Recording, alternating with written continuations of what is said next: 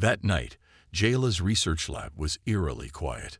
Most Kellen scientists required 14 hours of sleep per 30-hour cycle, another evolutionary adaptation to their homeworld's gentle environment.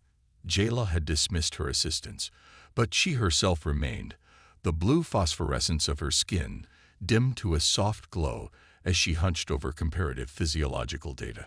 Computer, display Earth's planetary conditions against Kellen Prime. The holographic display unfurled between her four-fingered hands. The contrast was stark. Earth's atmospheric pressure fluctuations, extreme temperature variations, constant tectonic instability, and aggressive biosphere made Kellen Prime look like a nursery by comparison. Now overlay human stress response with Kellen baseline. The neural patterns appeared, intertwining. Where Kellen brain showed systematic shutdown under prolonged stress, a sensible adaptation for a species evolved on a stable world. Human patterns revealed something disturbing. Under pressure, certain neural pathways actually intensified activity. "They're optimized for crisis," she whispered. A noise at the lab entrance startled her. The human diplomat, Thomas Chen, stood in the doorway. Compact, with calm eyes that missed nothing, he carried himself with the unnerving stillness Jayla had noticed in many humans. "Ambassador Chen, you're up late by your species standards." He smiled, an expression Jayla had learned was meant to signal friendliness, though the brief display of teeth still triggered primal warning signals in her hindbrain. "As are you, Dr. Jayla. May I?" He gestured at her data. Reluctantly, she nodded. Council protocol discouraged sharing xenobiological research with subject species, but there was something about this human that made refusal difficult. Chen studied the display, his expression unchanged. "Interesting comparison." "You don't seem surprised," Jayla observed. "Should I be?" He turned those steady eyes toward her. "Your species evolved on a world where planning and patience were rewarded. Threats were rare, resources abundant. Intelligence developed as a luxury, not a necessity." His casual assessment of her species' evolutionary history was unnervingly accurate. "And humans, we evolved on a world that tried to kill us every day." His smile returned, smaller this time. "Predators faster and stronger than us. Weather that changed in minutes. Foods that nourished or poisoned us with little visual difference. The humans who survived weren't the strongest or fastest. They were the most adaptable," Jayla finished. "The ones who thrived under pressure." Chen nodded. "Crisis is our natural environment, Doctor. Stability is what we find challenging." A chill rippled through Jayla's phosphorescent skin. "The Council believes it's conducting a careful observation of humanity. But you've been studying us just as carefully, haven't you?" Chen's expression remained pleasant, but something shifted in his eyes, a predator's focus, there and gone in an instant. "Wouldn't you, if you found yourself among potentially dangerous strangers?" Before she could answer, an emergency alert flashed across her console. Chen's communication device chimed simultaneously. His reaction was subtle but unmistakable, a slight shift in posture, pupils dilating, breathing controlled but deeper. He wasn't alarmed. He was focusing.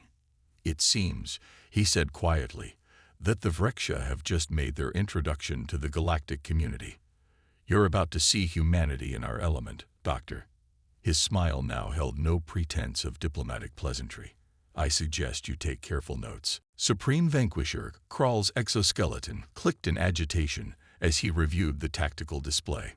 6 days into what should have been a routine conquest, and his casualties were approaching 30%. Unacceptable. Incomprehensible. "Explain this," he demanded, Shidna's claw stabbing at the holographic map of the human settlement designated Melbourne. His second-in-command, Sub-Vanquisher Vreeth, approached cautiously. "The humans have established what they call supply lines. They're moving resources between resistance centers through underground transportation networks we weren't aware of. Why haven't we collapsed these tunnels? We can't locate most of them. The humans are using old waterways, maintenance shafts, some dating back centuries. The mapping data is either non-existent or deliberately incorrect. Krall's mandibles clicked in what his species registered as profound frustration. They had no orbital defenses worth mentioning. Their aircraft fell from the sky when we arrived. How are they still fighting? It appears they prepared for this possibility, Vreeth admitted. Cached weapons, distributed leadership, redundant communication systems. They were expecting invasion. From whom? They've had no contact with spacefaring threats. Not from anyone specific, Supreme Vanquisher. They've been preparing for anything. Their entertainment media is filled with fictional invasion scenarios. They've been rehearsing this response for generations. Before Krall could respond, another officer approached, posture showing extreme agitation. Supreme Vanquisher, our forward base in the region called Osaka has gone dark. How many warriors stationed there? 200, sir. A ripple of distress moved through the command center. 200 Vrexia warriors, each worth 10 of any other known species in combat, eliminated with no warning. Surveillance footage. The officer projected the final moments. The Vrexia base appeared calm until a series of small objects rolled into view. Not explosives, canisters. They released a cloudy substance that appeared to crystallize on contact with Vrexia exoskeletons. Warriors collapsed, respiratory systems failing.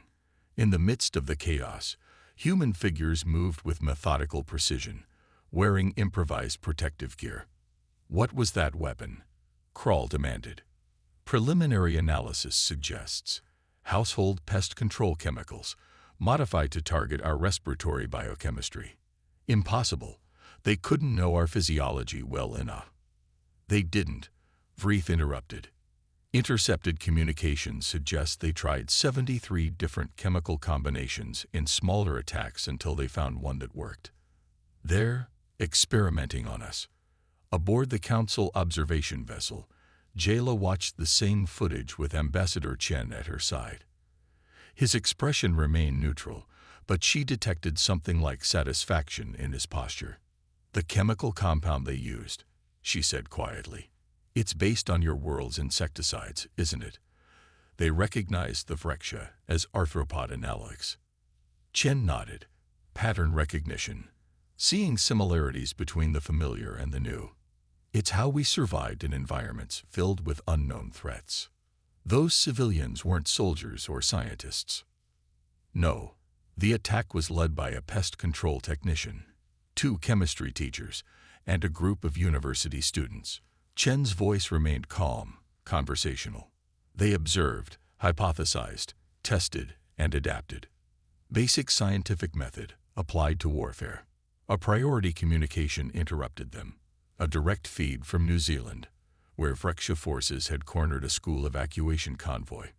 Children huddled in makeshift shelters while teachers and parents formed a defensive perimeter with nothing but sporting equipment and farming tools. Jayla expected desperation, panic. Instead, she witnessed something more primeval. The adults moved with coordinated precision that no training could explain. Some created distractions, others reinforced barriers, while designated hunters targeted vulnerabilities in Vrexia armor with improvised weapons.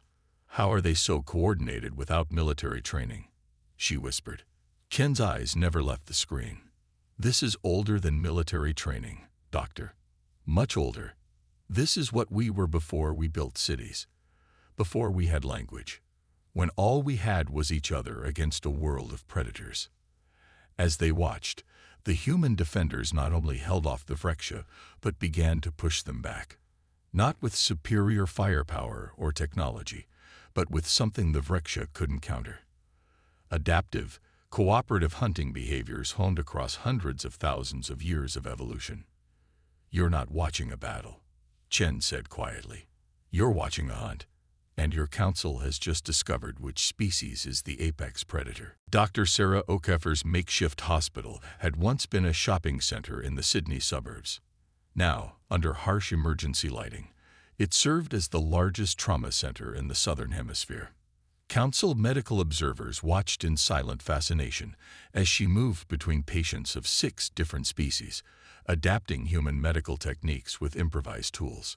Cellular degeneration in Illuvian tissue responds well to cold shock therapy, she explained to a junior doctor while packing the wounded alien's limb in ice.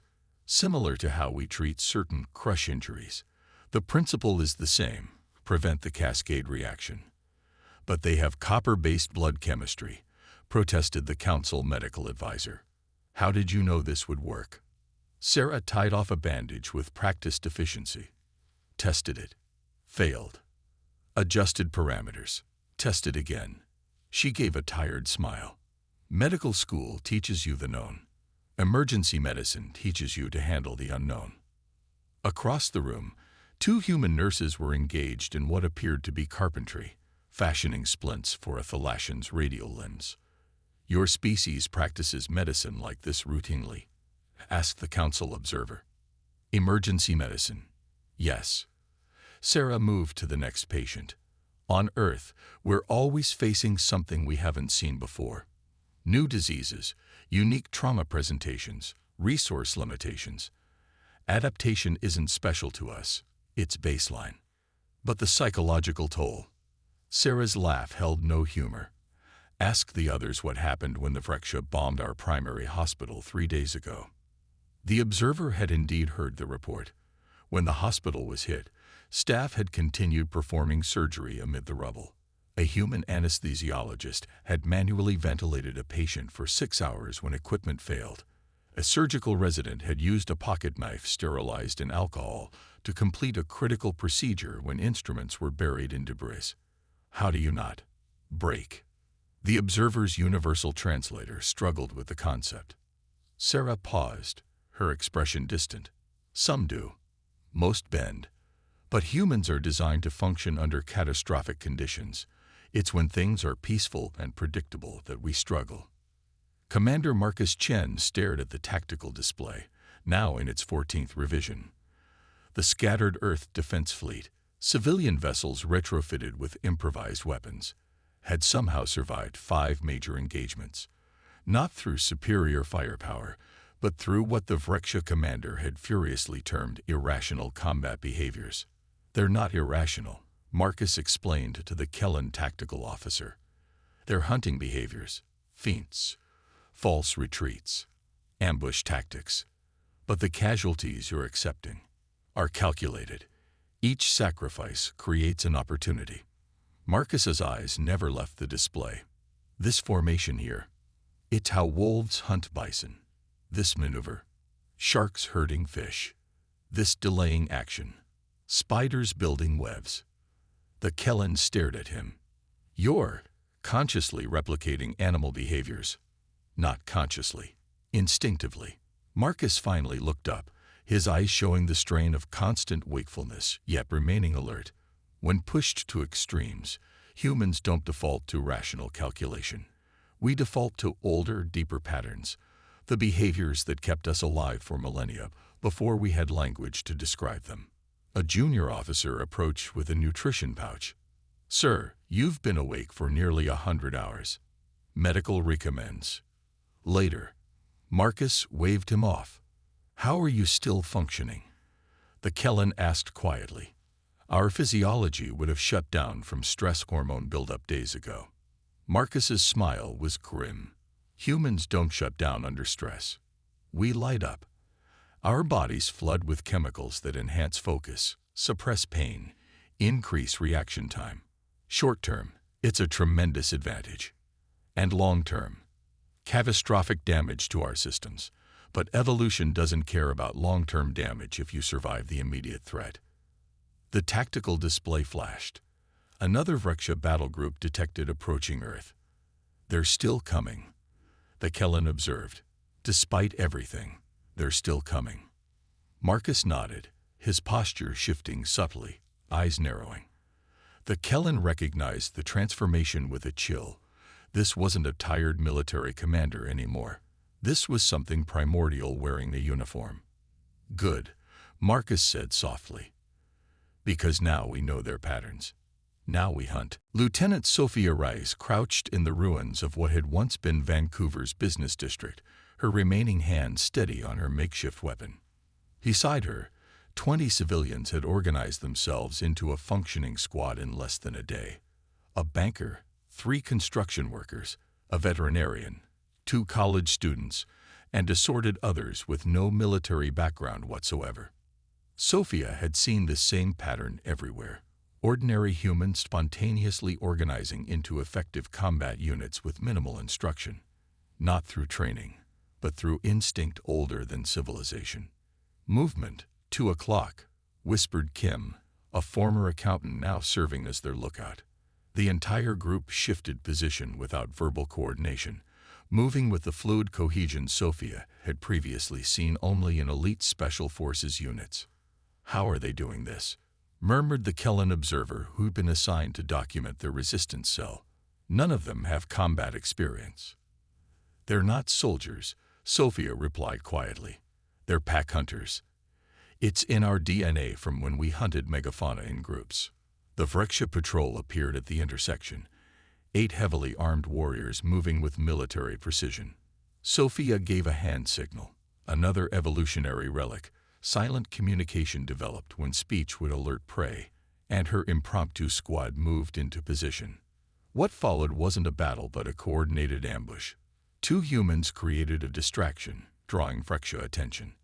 Others attacked from flanking positions. When a warrior focused on one threat, another human would strike from a different angle. They didn't fight like soldiers following a battle plan. They adapted in real time like predators sharing a kill. In under 3 minutes, the patrol was neutralized without a single human casualty. "You're not fighting individually," the Kellen realized, mandibles trembling in agitation. "You're fighting as a single organism." Sophia nodded. "That's how we've always hunted.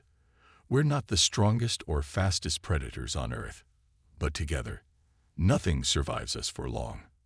Admiral Lim reviewed the footage of Captain Jackson Yang's final mission for the 12th time. The human transport pilot had been escorting refugees from the Kellen colony world when Vrexia cruisers intercepted them. With refugee ships too slow to escape and his vessel already critically damaged, Yang had made his decision with unsettling calm. "Tell my daughters I love them," he transmitted before accelerating his failing ship directly into the Vrexia command carrier's propulsion system. The resulting explosion had disabled the enemy vessel, allowing the refugee ships to escape. "I don't understand," Lim admitted to Jayla. These weren't his people. Many species would prioritize their own survival, especially with offspring dependent on them. "That's what makes humans unique," Jayla replied. "Their pack-bonding instinct isn't limited to genetic relatives or even their own species. They can extend tribe status to literally anyone they choose." She displayed her latest neural mapping of human brains. "Look at the oxytocin and vasopressin responses when humans interact with other species. The same bonding mechanisms activate. To their neurology, there's no fundamental difference between protecting their biological child and protecting an alien they've designated as their people." "A survival advantage?" Lim asked. "Absolutely. On Earth, humans formed symbiotic relationships with wolves, horses, cats, dozens of species. They couldn't have dominated their planet without this ability to incorporate others into their pack structure." On screen, the refugee ships jumped to safety as Yang's transport erupted in flames. "What's truly remarkable," Jayla continued softly, "is that Captain Yang knew exactly what he was sacrificing and did it anyway. Human pack bonding overrides even their powerful self-preservation instinct." "You admire them," Lim observed. "I do," Jayla admitted. "Their capacity for violence terrifies me. But this," she gestured to the screen where Yang's ship was disintegrating, "this capacity for sacrifice humbles me. Our species would never understand giving our lives for genetic strangers." "The Vrexia certainly don't," Lim agreed. "That's why they're losing. They're fighting individuals. The humans are fighting as something much older and more powerful. A pack," Jayla said. "The most successful social predator model evolution has ever produced." Colonel Maya Rodriguez watched from the observation gallery as the council erupted in frightened debate. The recordings of Lieutenant Okonkwo's operation had shocked them to their core. A team of 12 humans had captured a Vrexia command outpost housing over 100 warriors without firing a single shot. The method was what disturbed the council most. Okonkwo's team had systematically exploited Vrexia psychology, using sound frequencies, light patterns, and environmental manipulations that triggered deep submission responses in the enemy's neurology. They hadn't fought the Vrexia. They had hacked them. How did they know? The question rippled through the chamber. Even our xenobiologists required decades to understand Vrexia neurological triggers. A Vrexian security analyst finally answered. They recognized the Vrexia as apex predators, similar to their world's large reptiles. Then they applied knowledge of how those predators established dominance hierarchies. Maya suppressed a smile. The council still didn't fully understand. Humans hadn't learned this from studying animals. Humans knew how to break predators because humans were predators. They instinctively recognized the signals. Dr. Elena Cheng's laboratory in the ruins of MIT hardly deserved the name. Salvaged equipment, improvised power systems, and a team of exhausted scientists working with tools that would have been considered primitive by pre-war standards. Yet they had accomplished the impossible, not merely reverse engineering Vrexia weapon systems, but improving them. The modulation was inefficient, Elena explained to the stunned council observers as her team demonstrated a captured Vrexia plasma rifle, now operating at over 3 times its original power. Their engineers optimized for reliability over performance. We took the opposite approach. But the principles involved, began a council weapons specialist, are fundamentally similar to technologies we were already developing. Elena shrugged. The physics aren't different just because we hadn't reached their level yet. We've been theorizing about directed energy weapons for a century. What she didn't tell them was how quickly her team had worked. The council would expect years of careful study. Elena's people had functional prototypes in days, not through superior intelligence, but through an evolutionary trait unique to human problem-solving: intuitive leaps. Where most species' scientific advancement followed methodical, incremental paths, humans regularly made conceptual jumps that bypassed dozens of intermediate steps. It wasn't magic. It was pattern recognition operating at levels that appeared irrational to more linearly thinking species. In the Classified Council Security Committee meeting, the debate had turned from the current war to a more disturbing question: what happens after? These recordings from Earth's entertainment archives are concerning, noted the Thalassian representative, displaying clips from pre-war human media, films about alien invasions, interstellar conquest, humans dominating the galaxy. They've been rehearsing for war against us for centuries, added another counselor. Not just physically, but psychologically. The Vrexian security director's compound eyes reflected the displays. More disturbing are the human children's games we've documented. Their play involves sophisticated tactical thinking. Look at this capture the flag activity. It's essentially military training disguised as recreation. Jayla had remained silent until now. You're missing the context, she finally interjected. Human evolution required them to prepare constantly for threats. Their entertainment, their games, these are extensions of preparation behaviors that kept them alive on a world that tried to kill them daily. And now that preparation is turned against the Vrexia, noted the Alluvian counselor. Yes, Jayla agreed. But consider the implications. A species that evolved to expect threats, to prepare constantly for the worst possible scenarios. What happens when they no longer have an enemy? The question hung in the air, unspoken but understood by all. Would humanity, having defeated the Vrexia, turn their predatory nature against the rest of the galaxy? In her private quarters, Colonel Maya Rodriguez received the surveillance summary with a grimace. The council feared humanity. That much was obvious. What they failed to understand was that humans were perfectly aware of their own darkness. We know what we are, she whispered to herself, running a finger along the edge of her combat knife. An ancient tool design essentially unchanged for 40,000 years. We've always known. The question wasn't whether humanity could contain its predatory nature. The question was whether the galaxy was prepared to accept that such a nature could coexist with compassion, creativity, and cooperation, a combination that made humans unique among the stars. Captain Maya Rodriguez stood in the center of the Consilience's bridge, surrounded by a crew assembly that should have been impossible. To her right, a Vrexian tactical officer whose compound eyes could process multiple targeting solutions simultaneously. At communications, a Kellan whose neural structure allowed parallel processing of dozens of information streams. At navigation, a Thalassian whose magnetic sense made conventional star mapping obsolete, and connecting them all. Human officers who somehow bridged the vast differences in perception and cognition that had kept Council species from effective integration for millennia. "I still don't understand how you're doing this," Admiral Jean Farr admitted privately as they observed the bridge crew function with uncanny synchronization. "These species have fundamentally incompatible communication styles, sensory inputs, even value hierarchies." Maya smiled slightly. "On Earth, we partnered with wolves to hunt, animals that perceive the world primarily through scent rather than sight. We domesticated falcons whose visual acuity and processing speed exceed our own by orders of magnitude. We've always worked with different cognitive systems, but those were animals, not sentient equals. The principle is the same. We don't need to perceive the world identically to hunt together.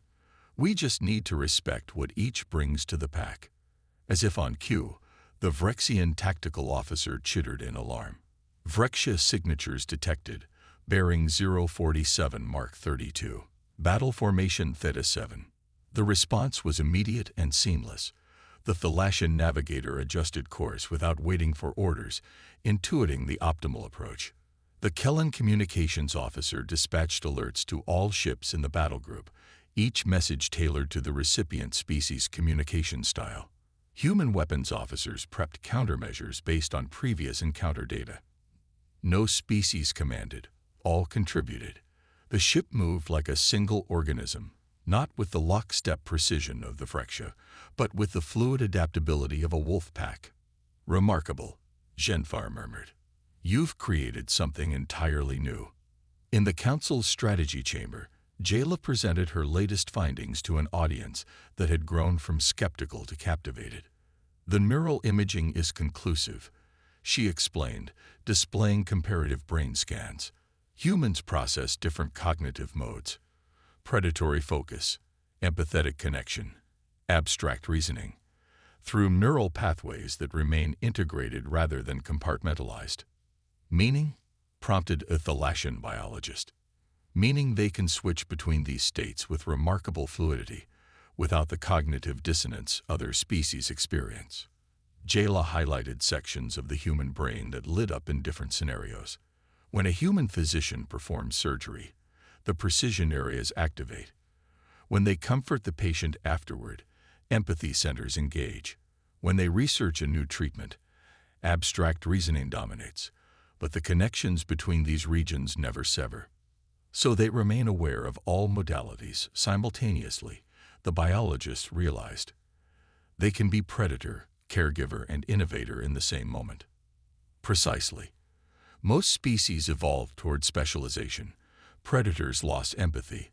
Social species sacrificed individual innovation. Humans refused this evolutionary bargain. They kept it all. She projected a new image: human genetic markers alongside Earth's evolutionary timeline. What's truly remarkable is how they achieved this integration. Earth underwent 14 near-extinction events in the time humans evolved from proto-primates to their current form. Each catastrophe should have forced specialization, yet somehow each crisis expanded their generalist capabilities instead. A series of evolutionary bottlenecks that produced the opposite of expected outcomes, mused an Illuvian geneticist. Unprecedented. And now, Jayla continued, we're seeing the consequence of that evolutionary path. Humans can form genuine functional relationships with any species. Their neural architecture is pre-adapted for it. On the Consilience's observation deck, Maya found Jayla staring at the stars. The massive joint species fleet stretched before them, a fighting force unlike anything the galaxy had seen before, with each vessel integrating multiple species strengths. "Your report to the Council," Maya said. It made quite an impression. Jayla's phosphorescent skin pulsed with emotion. "They're beginning to understand what I've suspected since I first examined human neural structures. You're not just another intelligent species. You're an evolutionary fork in the road, a path the rest of us didn't take." "Is that a compliment or a warning?" Maya asked with a slight smile. "Both, perhaps." Jayla gestured to the fleet. "Look at what you've created in mere months. Not just alliance, genuine integration. My people have had diplomatic relations with the Phyrexians for 12 centuries, yet we've never achieved what your species managed in weeks. Because we need each other to survive," Maya said simply. "That's the most fundamental human instinct. We form packs to hunt, to defend, to thrive. It doesn't matter if the pack member has 2 legs or 6, skin or exoskeleton. What matters is that they're ours." As they watched, a human ensign and a young Thalassian worked together at a nearby console, their movements complementary despite their radically different physiologies. More telling was the easy familiarity between them. Jokes shared, a brief touch on shoulder, mutual understanding transcending species boundaries. "You know what truly terrifies the Phyrexia?" Jayla asked quietly. "Not your weapons or your strategies, but this, your ability to make anyone family." Maya nodded. "We've always done that. It's not calculated. It's who we are." "The perfect pack hunters," Jayla whispered, "capable of including anyone in the pack." The city binary system blazed against the void, twin stars locked in their ancient dance. Around them, the impossible was taking shape. Thousands of engineers, human and alien alike, worked in a chaotic yet somehow coordinated frenzy that defied conventional project management principles. Dr. William Chen hadn't slept in 4 days, yet his mind remained razor-sharp, another testament to humanity's crisis adaptation. He moved between workstations with the focused intensity of a predator on a fresh trail. "The gravitational lensing calculations are wrong," he informed a team of Kellen mathematicians, pointing to equations hovering in holographic display. "You're assuming linear progression in a nonlinear system." "The mathematics are sound," protested the lead Kellen scientist. "We've verified them through standard computational models." "The math is perfect," William agreed, "but it doesn't match reality." He made several adjustments, seemingly at random. "Try this instead." "That's completely counterintuitive," the Kellen objected, compound eyes blinking in confusion. "What formula are you using?" "I'm not." William's eyes never left the display. "I'm using pattern recognition based on similar phenomena we've observed in terrestrial physics." The Kellen team ran the new calculations. Their confusion turned to astonishment as the simulation suddenly stabilized. "How did you know?" whispered the lead scientist. William struggled to explain something that wasn't a formal process, but an intuitive leap.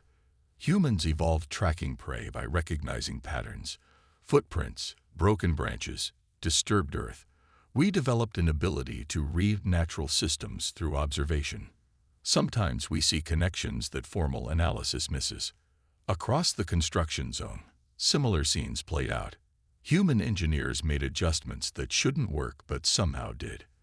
When council technicians protested that certain components couldn't possibly function together, humans simply made them function, not through superior knowledge, but through intuitive understanding of physical principles that bypassed formal constraints.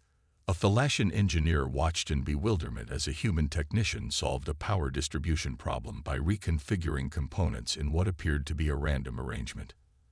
"That's not how orbital mechanics works," he protested. "It is today," the technician replied calmly, making a final adjustment that brought the system online. In the primary control center, William reviewed the completed design with Admiral Jen Farr and a team of council scientists. "It's impossible," the Illuvian physicist stated flatly. "Even if the mathematics are sound, the engineering can't possibly hold together. You're attempting to channel and redirect stellar plasma eruptions with precision that violates fundamental energy principles. William smiled thinly. Those principles were written by species that evolved on stable worlds. We evolved on a death planet where the impossible happened daily. Our brains are wired to see possibilities where others see barriers. This goes beyond science, accused another scientist. You're operating on intuition, not proven principles. Intuition is our proven principle, William corrected. Throughout human history, our greatest scientific leaps came not through incremental progress, but through intuitive connections. Einstein visualizing himself riding a light beam. Watson dreaming of a spiral staircase that revealed DNA's structure. We don't just analyze reality. We feel it. Admiral Janfar studied the design with growing wonder. You're not builders, he realized. You're hunters who learn to build. You approach engineering the same way you approach tracking prey, looking for patterns, reading signs, making intuitive leaps. William nodded. Exactly. Other species develop technology through careful, methodical advancement. We developed it through necessity-driven innovation. When survival demands a solution, humans find one, whether it's possible or not. As the Vrexia Armada entered the CD system, supreme in their confidence, final preparations were underway. The solar lance, a theoretical impossibility made manifest through human intuition and alien precision, waited in silent readiness. From his command position, William sent the message that would become legendary. From Earth's prehistory, the hunters send their regards. The binary stars pulsed in perfect, impossible harmony. Space itself seemed to fold as principles of physics were not so much violated as reinterpreted through the lens of human perception. A concentrated solar flare, precisely modulated by technology that shouldn't exist, lanced through the Vrexia fleet. Ships that took centuries to build vanished in seconds. In the aftermath, as stunned council scientists examined the solar lance, they found its designs incomprehensible, not because they were too advanced, but because they represented a fundamentally different approach to reality. The weapon worked not through superior understanding of physics, but through humanity's unique ability to perceive patterns in chaos. We've always been star hunters, Maya explained to a bewildered Jayla as they watched the Vrexia fleet dissolve in solar fire. Long before we had technology, we navigated by the stars, told stories about them, used them to predict seasons. Is it really so surprising we'd learned to hunt with them too? Jayla's phosphorescent skin pulsed with emotion. You turned stars themselves into weapons, not through superior science, but through seeing differently, Maya finished. That's always been humanity's greatest strength. We don't just observe reality. We reinterpret it. Ambassador Thomas Chen's words hung in the council chamber, resonating with a truth that transcended species boundaries. As he spoke of humanity's dual nature, predator and protector, hunter and healer, the assembled representatives began to understand what Jayla had been trying to explain through science. We were never meant to be merely observed, Chen continued, his voice calm yet carrying to every corner of the vast chamber. We were born to hunt among the stars, not for dominion, but to ensure life itself endures against whatever darkness waits beyond. He gestured to the human delegation. Soldiers, scientists, diplomats, all bearing the subtle marks of a war that had transformed them. Look at us, truly see us. We are predators, yes. We evolved on a world that demanded violence to survive. But that same evolutionary crucible forged something else within us. The holographic display shifted to scenes from throughout the war. Human medics treating alien wounded, civilians sheltering refugee children, scientists working alongside alien counterparts to solve impossible problems. We learned that the strongest pack is the most diverse pack, Chen explained. That protection extends beyond blood ties. That the greatest hunt isn't for prey, but for understanding. The Vrexian security director rose, compound eyes fixed on Chen. Your words are compelling, Ambassador. But we must address the fundamental concern. Now that the Freksha are defeated, what guarantee have we that humanity's predatory nature won't eventually turn against the Council? A fair question. The chamber fell silent, waiting for reassurance, for promises of safeguards and controls. Chen offered none. We have no guarantee to give you, he admitted simply. Humanity's capacity for violence is part of us, as inseparable from our nature as our capacity for love. We cannot promise you will never fear us, only that we understand ourselves better than you think. He gestured toward Jayla, acknowledging her research. Your scientists have studied our biology, our evolution, our psychology. They've cataloged our predatory traits with remarkable precision, but they've missed something fundamental. Chen's expression softened, revealing something ancient and profound. The look of a species that had gazed into its own darkness countless times throughout its history and chosen, repeatedly, to reach for the light. We've been wrestling with our dual nature since we first gained consciousness. Every human culture, every philosophy, every religion has addressed the same core question. How do we honor our strength while tempering it with wisdom? How do we remain predators without becoming monsters? He pointed to the stars visible through the chamber's crystal dome. We've walked this razor's edge for thousands of years. We've failed often. Our history is stained with blood. But we've never stopped trying to be better than our instincts alone would make us. That struggle, that conscious choice to transcend while honoring our nature, defines us more than any evolutionary adaptation. A Kellen counselor leaned forward. You speak of choice. But instinct is powerful. Instinct is powerful, Chen agreed. But so is choice. So is consciousness. So is the uniquely human capacity to see ourselves clearly and still aspire to more. He extended his hand, palm open, the ancient human gesture of peace. One by one, representatives from council species rose and attempted the same. Awkwardly at first, then with growing confidence. A symbol older than human civilization itself. I carry no weapon. I offer friendship. We don't ask you to trust us because we're safe, Chen concluded quietly. Trust us because we know we're dangerous, and choose to hunt alongside you, not against you. Trust us because we've spent our entire history learning to channel our predatory nature toward protection, rather than domination. As the formal vote began, Jayla approached Maya Rodriguez in the gallery. When I first began studying humans, she admitted, I cataloged your predatory traits and saw only danger. I missed something essential. What's that? Maya asked. That you're the only predator species I've encountered that actively questions its own nature. That sees its power and chooses, again and again, to use it for protection. Maya smiled slightly. That's the true human paradox. We're apex predators who developed empathy. Tribal hunters who expanded our definition of tribe to include anyone. Killers who choose to heal. Below them, the council's vote concluded. Humanity would join as full members, with a special mandate as protectors of the galactic community. Your authentic nature isn't just the fang and claw, Jayla realized. It's the choice you make about when to use them, and for whom. Always has been, Maya agreed, watching as representatives from dozens of species attempted the human handshake with her colleagues. We were never just predators. We were always guardians too. Now the galaxy knows it as well. And somewhere deep in human collective memory, ancient hunters recognized members of their expanded pack and nodded in solemn approval. The hunt would continue, not for conquest, but for a future where all species thrived under the protection of the most dangerous and most compassionate predators the galaxy had ever known.